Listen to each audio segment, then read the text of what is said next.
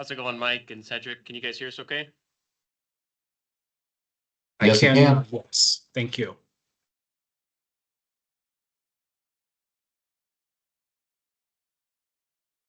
All right, so it's noon, so just be respectful of everyone's time. We'll go ahead and get started. I believe Cedric, you're going to be starting us off.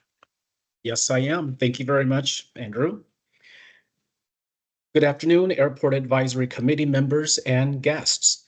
Today is September the 18th, 2024. The current time is 12 p.m. I would like to call this meeting to order. Team EUG is committed to creating a welcoming and safe community for everyone and a place where every person can experience a sense of belonging. The Airport Advisory Committee is committed to maintaining a respectful environment for all committee members and guests. The purpose of this committee is to develop recommendations for city staff by providing an ongoing perspective and review of the airport activity report, airport capital improvement program, airport enterprise fund budgeting process, and the changes to the airport administration policy. As stated in the committee bylaws, members have the obligation to consider the welfare of the entire city and to be fair, objective, and courteous. We have established the following meeting decorum guidelines to ensure a cohesive and equitable environment for committee members and guests. Guests at today's meeting are asked to sign in and introduce themselves when requested. Public comment at the end of each meeting shall be limited to 10 minutes unless a majority of committee members present vote to extend the time. The presiding officer shall establish a time limit for each speaker and may limit the number of speakers. Guests at today's meeting are welcome to introduce themselves.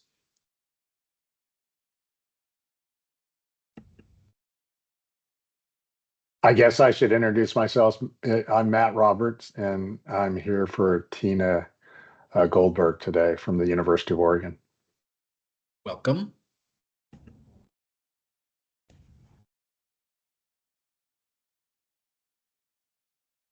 Mariah Mulcahy, Project Manager and Environmental Compliance for the airport.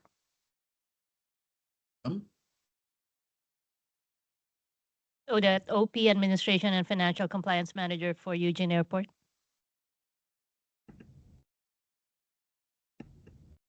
Jordan Fee, Airport Facilities Manager at EUG.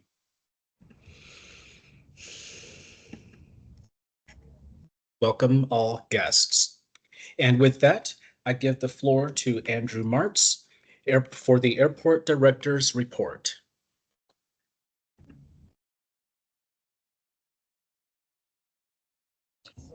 I keep a bunch. Sorry. Hey, can we turn the slides, please? Thank you, Cedric.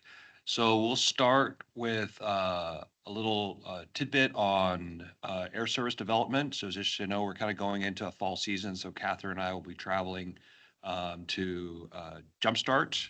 And actually, no, it'll just be me this time because Catherine had a conflict. So Jumpstart in Milwaukee. We've got talks planned with Southwest, Spirit, JetBlue, Sun Country, United, and Delta.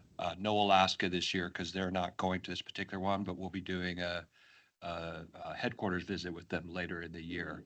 So this is really just our way to touch base with them and really keep pushing on our desire to get the Chicago flight back, either through United or someone else. And I'll show you some data on that in a little bit when I go over the passenger demand analysis. But we're continuing our talks with our airlines. So I'll move on to our August activity report. You can pull the slide up, please. So here you see operations were up compared to last year, but then we're starting to see a little bit of a flattening. You know, we had, several years of just record after record after record. And we're seeing, because of several factors, we're seeing a little bit of a slowdown. So you see air carrier landings down that 11%, and plane passengers down about 7%, total passengers a little bit down, and we're basically flat year to date. So there's a couple factors in here. One, the Boeing effect is real. It's really having a big impact, Southwest being one of the most impacted airlines, just because they had, if I forget the exact numbers, but right around 250 Boeings ordered. They got 48. So you figure their airport planners had already slotted those planes into routes, and now they're having to claw back. So Eugene did lose a couple routes from Southwest, just took back routes that other air carriers were already serving. So that's part of it. The other part is we're at capacity for the most part. It's very difficult for us to add any new flights in the key times in the morning and that mid-afternoon push. We just don't have gate capacity, so it makes it very difficult to add any new flights. So really stresses the point that we really need that expansion. If we want to keep growing and keep adding new cities, it's essential that we get that expansion done. Load factors, though, I mean, really high, 90%, and that's full. That's pretty much every flight going out almost full. United came back, they regained their market share, again, due to Southwest pulling back a little bit, just because they don't have the aircraft to fly what they want to fly or they would fly if they were able to. Air cargo continues to be down. Again, we've all heard this before, that when Alaska closed their cargo facility, it's just really difficult to make any kind of dent in getting air cargo back up again. You know, pretty flat as far as last year, but last year was down, if you remember, for year over year. Seat capacity and departures for September, so this month, mirroring what I just kind of talked about, we're down on departures, down on seat capacity. Which is, you know, really, we're just at capacity. Looking forward to January, departures are down, but it looks like we're keeping some of those larger aircraft that maybe sometimes they'd pull out in the slow months of January and February in our market. So seats actually remain about the same, but keeping those main lines, so fewer departures. And if you look at Eugene compared to other cities in this list, our load factors are good. You know, the 89, 90% range. It's a little bit of an increase, but fairly flat. But I mean, at 89, 90%, the airlines are always going to be saying, well, we need to add more capacity. We just don't have the ability to. For our general aviation community, on the left there, you see our local general aviation use. So we are seeing slight increase in GA traffic in Eugene, and you can see it compared to Medford, Redmond, and Boise over the 3-year period. Itinerant GA traffic, you can see Eugene is slight increases, whereas others, you know, like Medford is seeing a decrease in itinerant traffic. Redmond, they had a spike last year and they're a little bit up this year, and Boise is pretty flat as far as what they're seeing. And I'll turn it over to Patricia.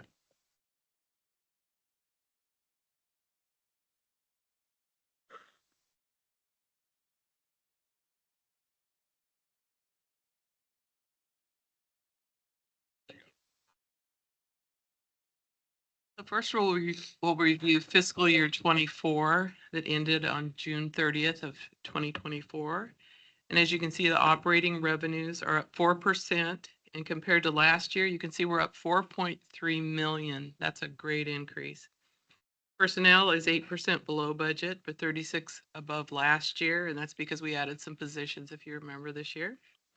Materials and supplies are 8% below budget, 38% above last year's. That's due to an increase in materials and supplies, and also our contracted services have increased quite a bit. Capital budget was a little overspent, but it's made up for elsewhere. That's some machines and equipment that were purchased after reaching the end of their life cycle. Central services just chugs along at 112. Operating expense overall is 8% below budget and 34% above last year's. We ended the fiscal year in a positive operating position of just a little under 4.4 million without the relief grant, excuse me, or capital transfer. We drew the remainder of our ARPA funds last year, and of over 2.5 million. And then we made a transfer to capital of 6 million. And even with that large transfer, we still ended up 930,000. Good.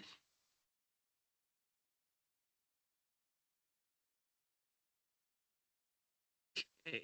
The bright blue on the right side of each one of those months shows you this year, and as you can see, revenue and every month was above prior years. So we've set records every month. Expenses, same thing, bright blue on the right-hand side, a little bit above prior year, but looking good, staying on track.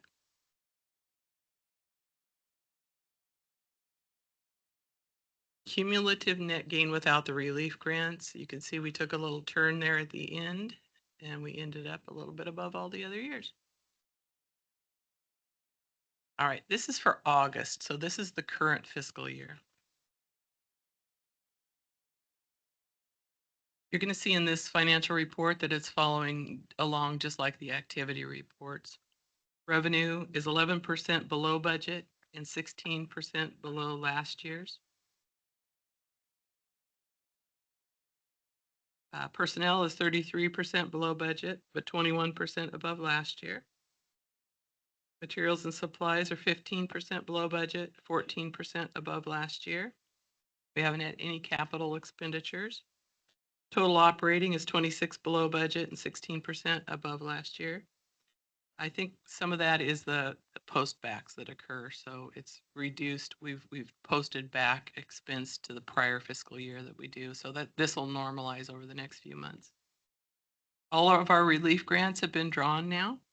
There was no transfers made this year, and we ended up about 800,000 in the good. All right.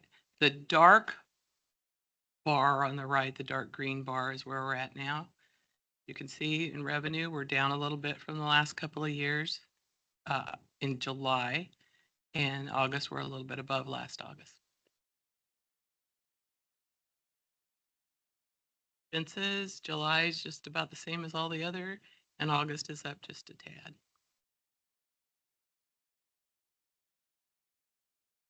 Okay, we're the little green bar that stops in August there. We're right in the middle of the pack, just kind of holding our own.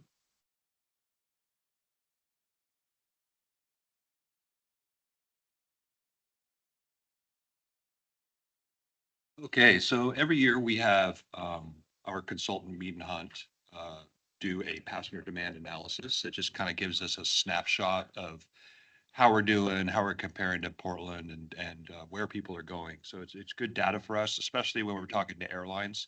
This is the data that we can bring to them to show them, hey, this is a viable route. Here's why we think it would work out of Eugene, and we just kind of keep harping on them until they have aircraft or get around to saying, oh yeah, we see that. So it focuses on airport use at top destinations using DOT data and ARC data. So it gives an overview of demand and its drivers and identifies top opportunities for new destinations or expanded services for routes we already have. It also looks at our leakage. You know, it's no secret that PDX is our primary source of leakage. So we keep track of that year over year. And we take a look at fares, schedules, and other factors which would determine, you know, what the likelihood of someone thinking that driving to PDX is better than flying out of EUG. So some of you may have seen this, but this blue area, that's what we call our catchment area. That blue circle is a 50-mile radius around the airport. So this is the area that industry would say, hey, these are the people that should be flying out of your airport just naturally. Anyone in that blue area. So north to about Albany, you know, down over to the coast, down to like Coos Bay-ish, you got Newport, and then it stops at the Cascades, right? Because you get over the Cascades and you got Redmond Airport. So that's our area. It does consider drive times. Total population in that area is about 717,000 or so. So here's our true market estimate of airport use, and this is in comparison to PDX. The 71% of our people in our catchment area drive. We've got a lot of room to still gain those passengers back, but that is a huge improvement over where we used to sit. We used to sit around 59 and 41 respectively. So we've improved 14 points in the last 4 years. That's huge. It used to be that if you moved it half a point, that was a win. So 14 is massive. And really where you're seeing it is in international traffic. We about half of people who fly internationally will make that drive to Portland. So and that's tough for us to compete on, right? Because we're not an international airport. So it's tough to cut into that. So here's our top true markets. The ones in gray are the ones we serve. The ones in green are the ones that we see people flying to these destinations, but we don't serve them, right? Chicago being right there at 13 is our 13th top market. And this is without the Big Ten effect, right? So when we met with United in Chicago, I think Catherine might have mentioned that last advisory board meeting, the numbers already say Chicago works. You add Big Ten into that, and it's a no-brainer. And I think United got that. They're going to wait and see on this year. We're really hopeful, and we all came away from that meeting going, okay, I think we get Chicago back next year. So fingers crossed on that. And then you see some others: Honolulu, Boston, Orlando, Austin, Minneapolis. These are all markets that we could serve a nonstop nonstop route and be successful according to the data of what's already being flown. And then by community, Eugene, people in Eugene, 85% are using us. Springfield 86, and you can see the others down the list. So 85% is pretty strong. Again, it's those international flights, and I hear it anecdotally. When I talk to people, it's like, oh yeah, I'm going to Rome and I'm going to fly out of Portland. That kind of conversation. So I don't know how we change that. And then here's where people are flying. So almost half the people flying out of Eugene are staying on the West Coast or going to Hawaii. So that's the big market, is up and down the West Coast. And then you see the other regions: Northwest, Southeast, Southwest, International, Great Lakes, Eastern, Central, Northeast, Alaska. Again, those are all, we just don't have strong eastbound service. So it's tough to grow those eastbound markets.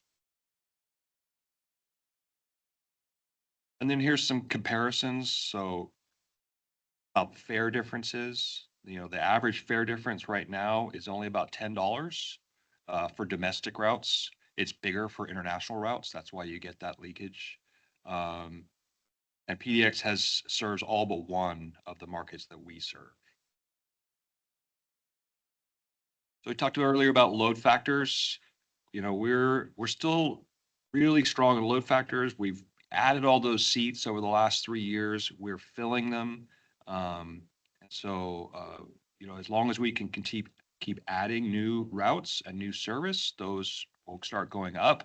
But as the data we showed earlier pointed out, we're kind of seeing a flattening. That's just because we can't add anything. And I'll hand it over to Mariah. First of all, did anyone have any questions? Sorry, I don't mean to read our. Go ahead, Eric. So is this thing working? Okay, good. You say we just can't add capacity. So in the wonderful world of managing airports, if you were king for a day, how would you increase capacity? What would you do?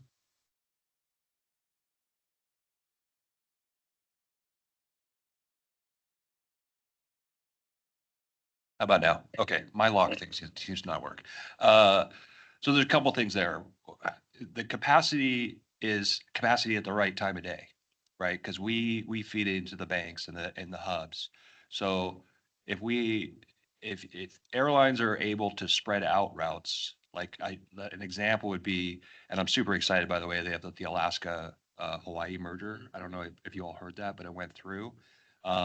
That's good for us in Eugene, because it could possibly mean a Hawaii route. And a Hawaii route we have capacity for, because it's not a hub and spoke model. So we could get, they could come in at night and then leave midday. So that's the kind of thing we have capacity for.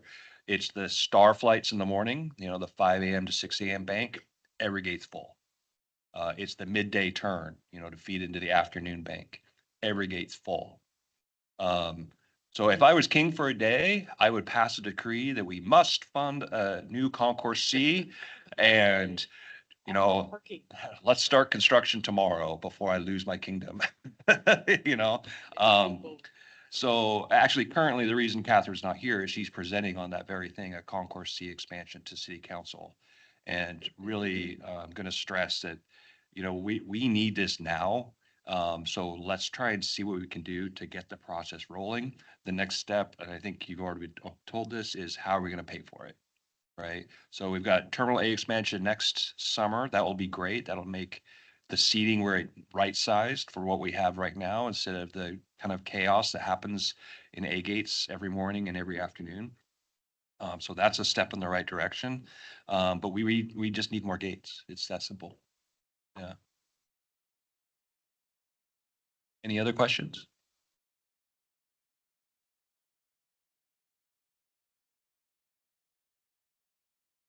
Hawaii does not have that problem because they fly Airbuses.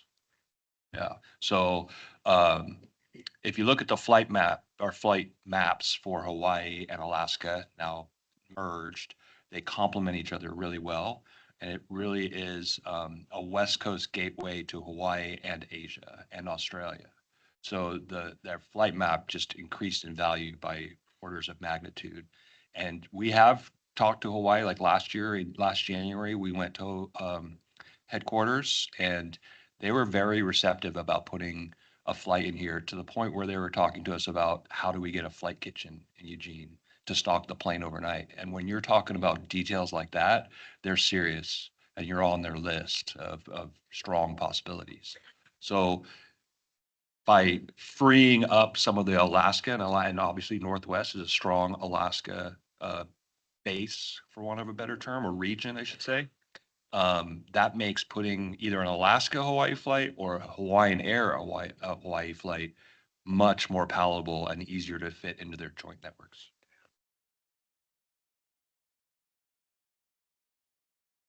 All right, if there's nothing else, we'll move on to Mariah. Okay. Hello, everybody. I'll do some project updates. So starting with taxiways Juliet and Lima widening, this project is pretty much complete. We have some small things that are outstanding that we are working with the contractor on, but and then we are doing our final markings next week. So it's pretty much there. We'll probably give another update next month, just when we're fully working on getting things closed out. But for construction wise, we're pretty much done. Again, just doing final markings next week and finishing up some items with the contractor. Here are some photos that were taken during construction. So these were taken over the summer. Pretty cool. The photo on the left is just the project site with an aircraft coming in. And then the photo on the right is if you're standing on taxiway Alpha looking north as airplanes taxiing to the runway. So it's kind of a cool photo. Here's a photo of the finished product. This is taxiway Lima, looking to the west, as if you're kind of just holding short of that stop bar there on the taxiway. We added centerline lights. You can kind of see them in the green there, and then also expanded the shoulder area. Here's another photo.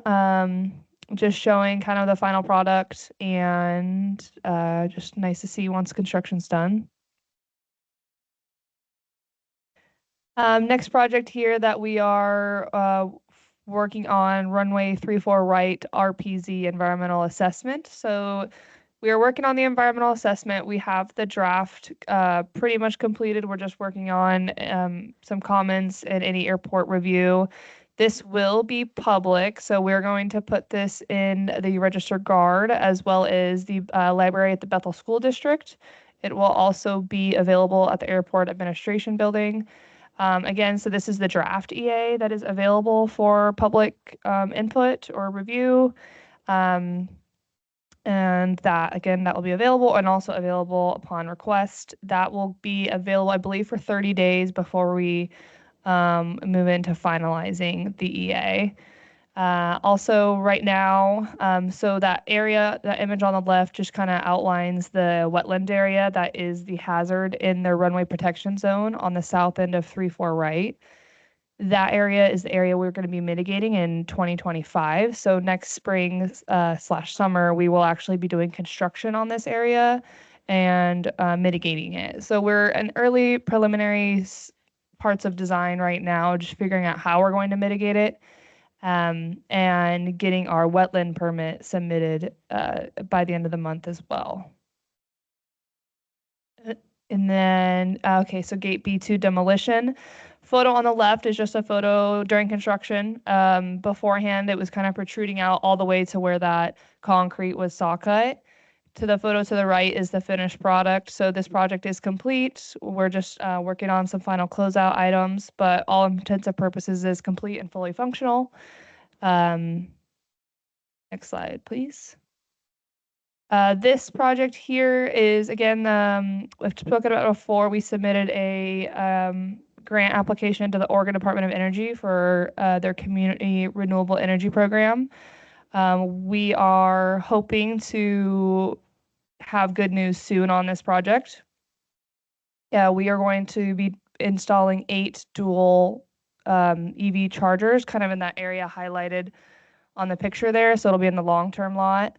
And then we'll have a ground-mounted solar associated with it. And again, the grant application we applied for is for the planning and design of this. There will be funds available next spring for a construction grant, so we hope to be able to apply for that grant as well. These are just photos, so you can kind of visualize on site where it will be located. And again, these are kind of our preliminary ideas. As we get into the feasibility planning design of it, we may look at other places in the parking lot where it could go, but so far this is where we have identified it as being ideal, because there's space for the chargers on that end, and then also space to have some ground mounted solar. So Concourse A expansion project overview. I know this is a project we have talked about a lot. We will continue to talk about a lot. It is something we're really excited about. We submitted our ATP grant application and hope to hear back the end of this year to figure out what funds we will be awarded. So this just highlights, and those of you that are online probably have a better view of it. This just highlights the project areas and the certain components of the project. And the main thing, which Andrew's touched on earlier, is just adding more space for a hold room for our A gates to kind of alleviate the pressure we feel on those busy times. And then also adding a lot of other components to the project that will enhance the passenger experience at UG and accessibility and equity for all of our passengers. This is just kind of highlighting a preliminary look at what that seating will look like. So the existing seats in A gates is right under 300. And so we will be doubling that with the new area, which will be really nice. And then we'll also be improving signage and wayfinding along the way. So that'll go with the addition of our secondary language on signage, as well as symbols for ease of passenger use. And yeah, then, so we have, I'll go back, sorry. So showing here, we just have those 2 signs, and there will be additional signs throughout the project area, and also newer signage in the actual A gates as well. This is just kind of a preliminary look at what that inside will look like. That windows to the right is what's existing as you walk out to the A gates, and then this whole open seating area will be the new hold room area. So here's a look at the exterior. Image on the left is your existing conditions, and then on the right is what we are proposing. So that 2025 Concourse A expansion, again, is to start next summer. This is going to be 2026, referred to as our outbound baggage project or inline baggage system. This is a project that we, again, will be starting design on fairly soon and constructing in 2026. We have received a TSA grant for their portion of the project, and then we will be applying for another federal grant next year once we're at the end of design, and then just kind of piecing it together. We also have some other funding that we're able to put into it. So this project again will be in 26, and is just one part of our kind of terminal expansion Concourse C preparation plan. I think this is the last one here, but last project here is our beacon replacement and relocation. We actually just recently found out that our existing beacon is traced back to 1948. Not necessarily the light itself, but the tower, yes, the beacon tower. So we will be trying to save the historical components of the top portion of it and hopefully placing it somewhere in the airport to kind of preserve the historical significance of that.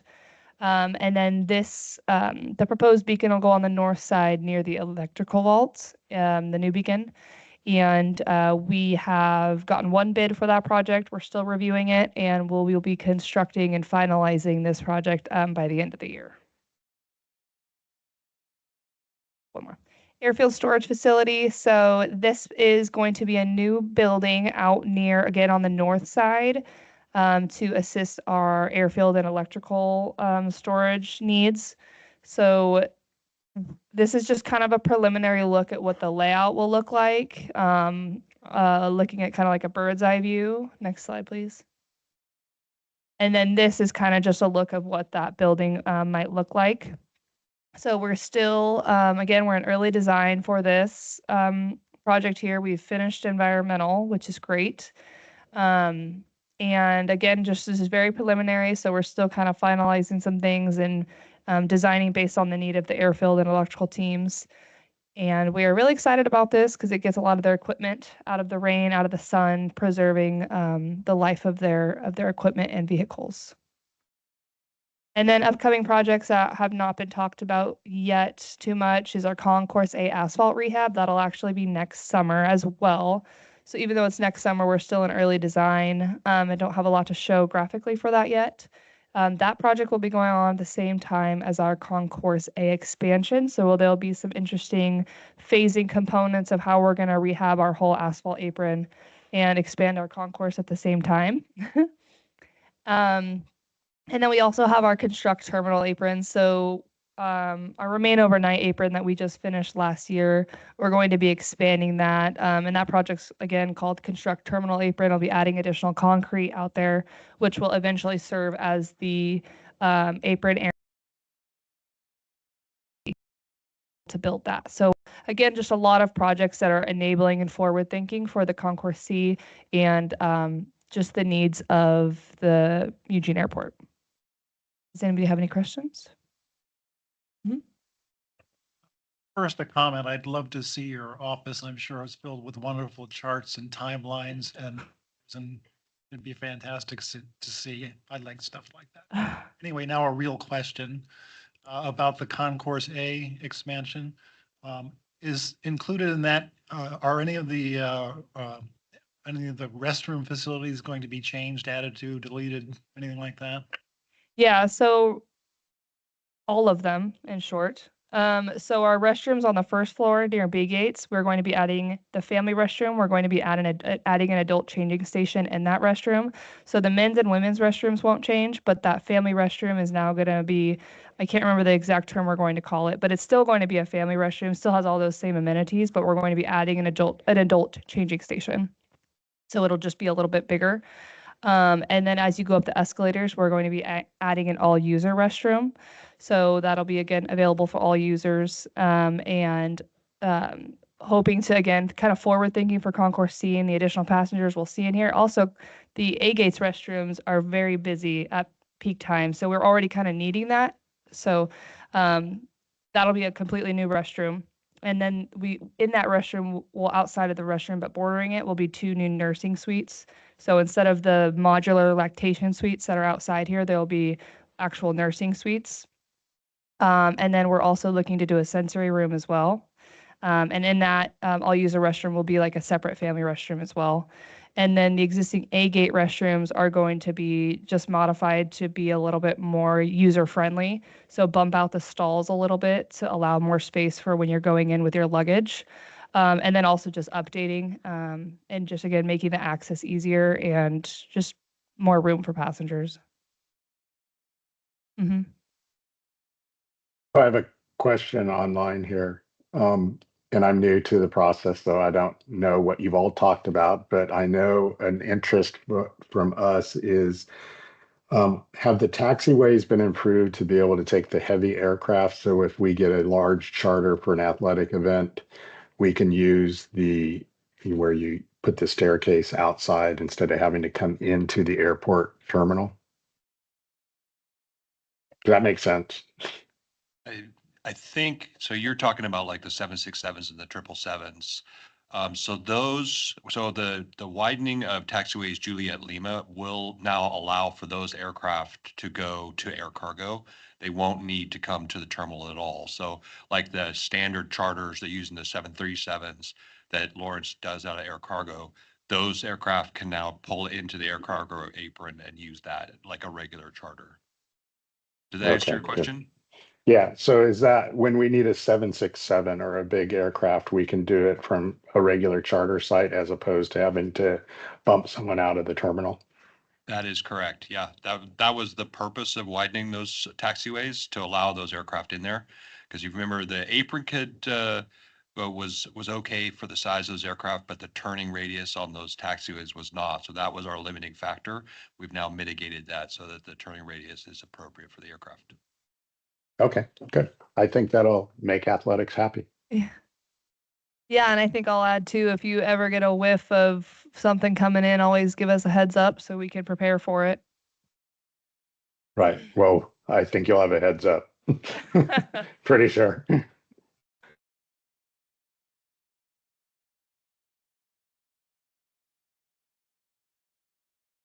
Right, now we're going to hear from Jordan, our facility maintenance manager. I'm Jordan Fee, the new facilities manager, and we're going to talk about airport terminal maintenance.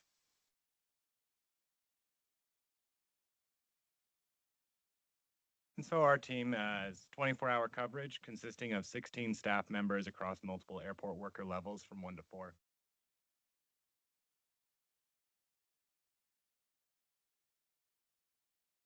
And we perform preventative maintenance on the building systems, the HVAC, the physical plant, conduct janitorial and emergency repairs, and maintain the cleanliness standards, providing 24-hour maintenance staff for emergencies.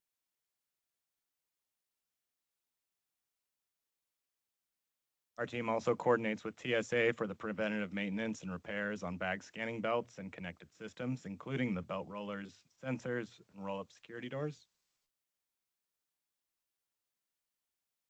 Working with licensed vendors to maintain the elevators and escalators within the terminal, conducting routine maintenance, emergency repairs, on-site staff training for minor repairs. Maintaining the HVAC and plumbing throughout the buildings, in-house preventative maintenance, belt changes, cleaning, taking care of the filters, inspecting the compressors and boilers, coordinating with vendors for emergency repairs and major preventative maintenance.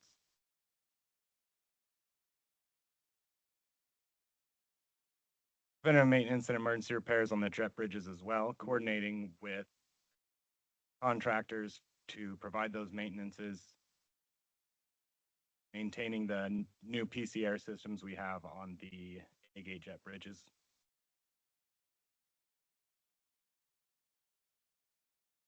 Ensuring the bag belt repairs and physical maintenance is done on the bag belt systems. And the 24-hour availability for any kind of errors and faults that may come up. The upkeep on the physical plant, ensuring safe and efficient environment for all employees working within the airport and for all airport patrons. Maintaining the plant, the paint and drywall, floorings and plumbing throughout the terminal, and keeping the appearance of the building at an exceptional standard. That's an overview of our terminal maintenance team. Any questions? Yes. So what is a PC air system? Is that a brand name or a specific type of system? You were talking about the jetways and the So PC air the system. sorry to cut you off there. The PC air system is the new units we've attached to the jet bridges. So instead of having to have their mobile generator air systems to provide air for the plane when the power is off, it's now an attached system to the jet bridges So it decreases the fuel cost for the airlines to have their mobile units, as well as having a permanent fixture on the jet bridges for ease of use. Yeah, PC stands for preconditioned air, so it's cooling and heating. Are there any environmental advantages, any decreases in emissions or carbon or any of those sorts of increased efficiency? Yeah, the environmental advantages there are going to be as the airlines no longer have to use their mobile carts, the fuel that's constantly being used to provide that conditioned air. Yes. Yeah, the carts and the tugs that towed them were all diesel. So we've removed those from the airfield and gone to electric.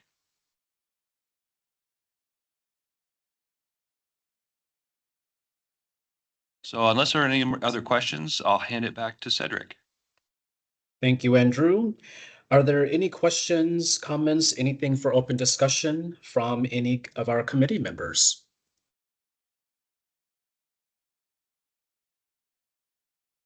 Two things. One is first of all, thank you for the wonderful swag. Always appreciated. I will wear it proudly. Fantastic. Thank you. Thank you, Randy. The other thing I was wondering about, so you mentioned that the airport director is meeting with the city council and stuff like that. Is there any chance that the committee could receive a notice of when the airport director is doing something like that with the city council? Or anything else that you think might be useful in, airport personnel meeting with local officials and so forth? Because I'd like to attend some of those sometimes. It would help. I just would understand things better and what you're doing, and I think it would be nice to be able to do that on occasion. Yeah, I know today's is a work session. I'm not remembering if that's a public session or not, or just an internal. There might be public, yeah. But yeah, I don't think it would be any, yeah. Yeah, I think it'd be no issue to give notice of that, yeah. Yeah, no problem. I'll make sure to make a note of it. Excellent.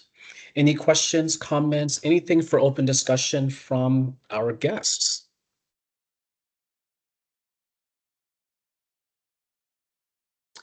Very well. The current time is 12:42 p.m. Thank you very much for your time today. Meeting adjourned. Thank you, everybody. Thank you.